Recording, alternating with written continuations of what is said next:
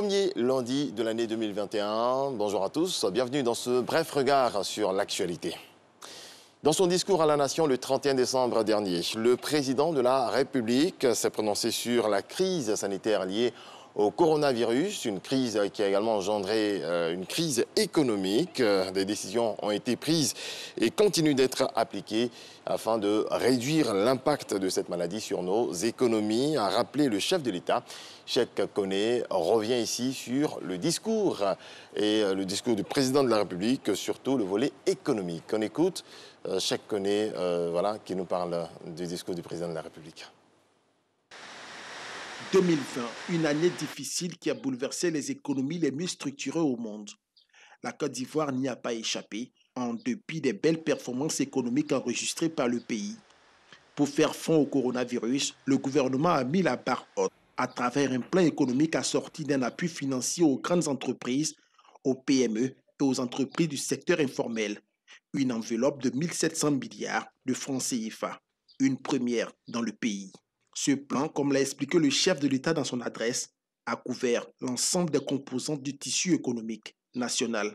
Cette approche qui couvre l'ensemble des composantes de notre tissu économique a permis d'atténuer l'impact de la crise. Ainsi, à la mi-décembre 2020, c'est un montant cumulé de 159 milliards de francs CFA qui a été décaissé, dont 50 milliards au profit des filières agricoles. Cet effort a servi à soulager sur toute l'étendue du territoire 156 000 ménages défavorisés, 60 300 acteurs du secteur informel, 570 petites et moyennes entreprises, 68 grandes entreprises et de nombreux acteurs des filières agricoles. Anticipation, réactivité, le tout dans une gestion rigoureuse et judicieuse de la crise sanitaire. Un mérite reconnu au-delà des frontières. La mise en œuvre dynamique et efficiente de nos différents plans a permis de réduire le taux de contagion et de décès, limitant ainsi les impacts économiques et sociaux. Ainsi, l'État de Côte d'Ivoire a répondu avec responsabilité afin de contenir la pandémie et d'en juguler les effets sur nos populations et notre économie. Nous sommes restés aux côtés de chaque habitant de notre beau pays. Malgré ce contexte particulièrement difficile, le pays est resté l'une des économies les plus performantes à l'échelle mondiale, a ajouté le chef de l'État.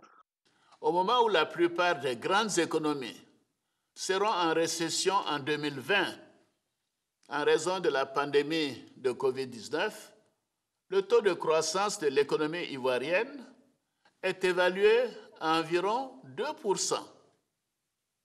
La bonne tenue de notre cadre macroéconomique et la gestion rigoureuse de nos finances publiques nous ont permis de maintenir la confiance de nos partenaires au développement et des marchés financiers internationaux qui ont continué d'investir dans notre pays.